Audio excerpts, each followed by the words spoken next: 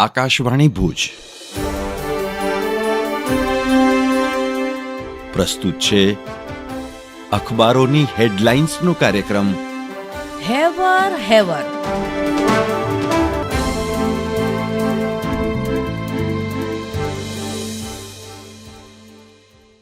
નમસ્કાર, હું મનોજ સોની. કચ્છ મિત્રના અંદરના પાને સમાચાર છે કે હેલ્મેટ નહીં તો અમુક દી માટે લાયસન્સ રદ. ગુજરાત હાઈકોર્ટનું સરકારને સૂચન, ટ્રાફિકના પ્રશ્નો મુદ્દે જવાબ માંગ્યો. કચ્છ મિત્રના અન્ય એક સમાચાર છે કે 134 વર્ષ જૂની માંડવીની જીટી હાઈસ્કૂલ બંધ ન કરવા ભૂતપૂર્વ વિદ્યાર્થીઓની માંગ. પૂર્વ છાત્રોને સાંભળ્યા વિના એક તરફી નિર્ણય ન લેવા જિલ્લા શિક્ષણાધિકારી સમક્ષ રજૂઆત. કચ્છ મિત્રના છેલ્લા પાને ગિરીશ જોશીનો સચિત્ર અહેવાલ છે કે ધોરડો પાસે શ્વેત રણ ગાયબ થતા ચિંતા. સમુદ્રના પાણીની ભરતી આવી નથી અને વરસાદ નહીં પડતા પાણી જ નથી તો મીઠું કેમ બનશે? જ્યાં દર વર્ષે રણોત્સવ યોજાય છે ત્યાં રણની વિચિત્ર સ્થિતિ. નમકની સફેદીના બદલે કાળી માટી. આ વખતે 5 લાખ પ્રવાસીની ધારણા.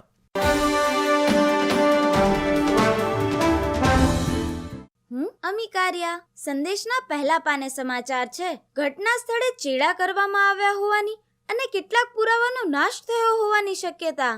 સીબીઆઈનો સ્ટેટસ રિપોર્ટ. 30 વર્ષમાં આવી લાપરવાહી જોઈ નથી. જસ્ટિસ પારડીવાલા. અન્ય એક સમાચાર છે.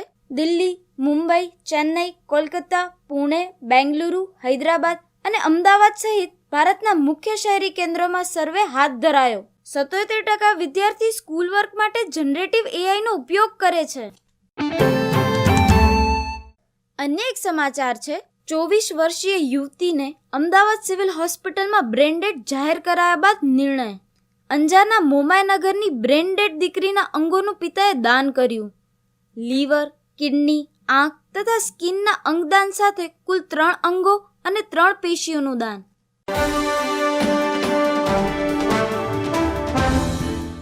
હું કેવિન સોની. દિવ્ય ભાસ્કરના પહેલા પાને સમાચાર છે. યુક્રેન રશિયા યુદ્ધનો અંત આણવા ભારત મહત્વની ભૂમિકા ભજવી શકે છે. PM tusk.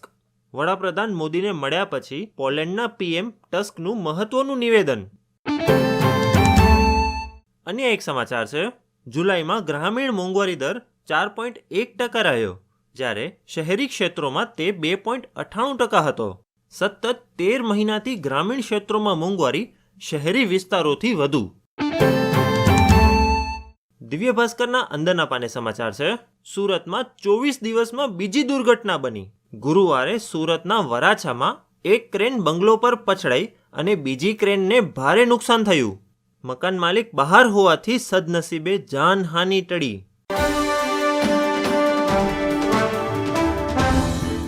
હું ધર્મેન્દ્ર જોશી. ગુજરાત સમાચારના પ્રથમ પાને હેડલાઇન્સ છે કે food safety standard authority of ઇન્ડિયાનો આદેશ. A1 અને A2 પ્રોટીનયુક્ત દૂધ ઘીના નામે વેપાર બંધ કરો. A1 કે A2 પ્રોટીનમાંથી ઘી, દહીં કે માખણ બન્યા હોવાથી વિશિષ્ટ હોવાનો દાવો કરવો તે ગ્રાહકને ગેરમાર્ગે દોરવા સમાન. ગુજરાત સમાચારના છેલ્લા પાને હેડલાઇન્સ છે કે ભુજ તાલુકામાં દાયકાની સરેરાશથી માત્ર 19% વરસાદ. બન્ની પચ્છમના 60,000 પશુઓની અબડાસા નખત્રાણા તરફ હિજરત. અન્ય એક સમાચાર છે કે પ્રાથમિક શિક્ષકોના બદલીના નિયમમાં સુધારો. શિક્ષક જિલ્લા ફેર બદલીમાં 3ના બદલે હવે 1 જિલ્લાની પસંદગી. ફરિયાદ નિવારણ સમિતિમાં હવે બદલીને લગતી જ ફરિયાદ શિક્ષક દ્વારા થઈ શકશે. હું હર્ષા ઠક્કર. ગઈકાલના કચ્છ ઉદય સાંધ્ય દૈનિકમાં સમાચાર છે. ગુજરાત વિધાનસભાના સત્રનો બીજો દિવસ. 2 સરકારી વિધેયક રજૂ. વ્યાજખોરો મુદ્દે ચર્ચા. 60 મિનિટ ચાલી ટૂંકી મુદ્દતના પ્રશ્નોની ચર્ચા. વિવિધ વિભાગના અહેવાલો, હિસાબો પર કરાયા પરામર્શ.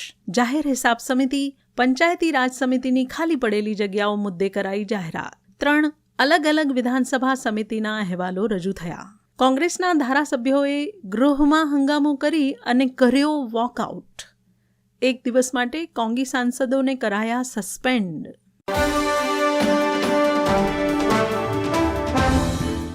હું નીરજ મચ્છર. ગઈકાલના દિવ્ય ભાસ્કરના અંદરના પાને સમાચાર છપાયા. વધુ ફોલોઅર્સનો પીએમ મોદીનો રેકોર્ડ તોડ્યો. ઇન્સ્ટાગ્રામમાં શ્રદ્ધાના 91.5 મિલિયન ફોલોઅર્સ. ફિલ્મ સ્ત્રી 2 બાદ શ્રદ્ધા કપૂરની લોકપ્રિયતામાં વધારો થયો છે. ફિલ્મમાં શ્રદ્ધા કપૂરની એક્ટિંગ અને ફિલ્મની સ્ટોરી દર્શકોને એટલી પસંદ આવી રહી છે કે અભિનેત્રીએ ઇન્સ્ટાગ્રામ પર ફોલોઅર્સની બાબતમાં દેશના વડાપ્રધાન નરેન્દ્ર મોદીને પણ પાછળ છોડી દીધા છે.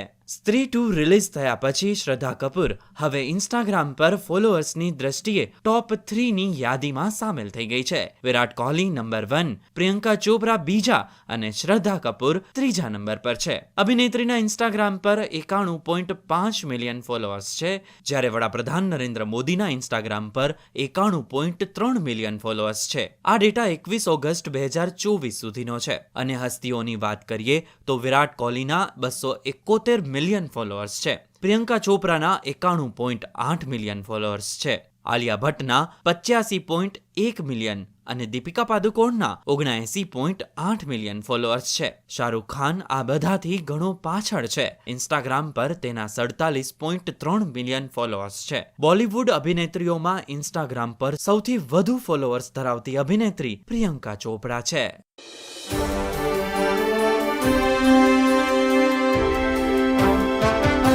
અખબારોની હેડલાઇન્સનો કાર્યક્રમ હેવર.